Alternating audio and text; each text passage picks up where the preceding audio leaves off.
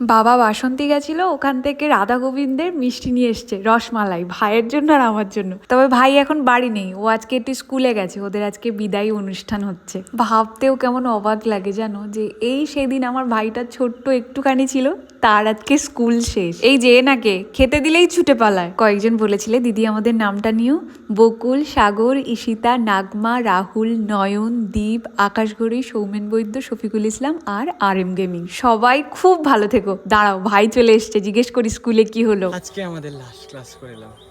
আজকে স্কুলে কি কি হলো বল। রেডি করলো, স্কুল জীবনের কথা বললো, আর ম্যামরা কিছু খাবার দাবার দিল খেতে।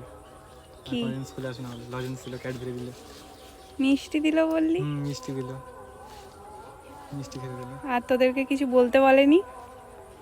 বলতে বলেছিল, এক দুজন বলেছিল। তুই কিছু বলিসনি? এত ভালো গান করতে পারিস, একটু করলি না?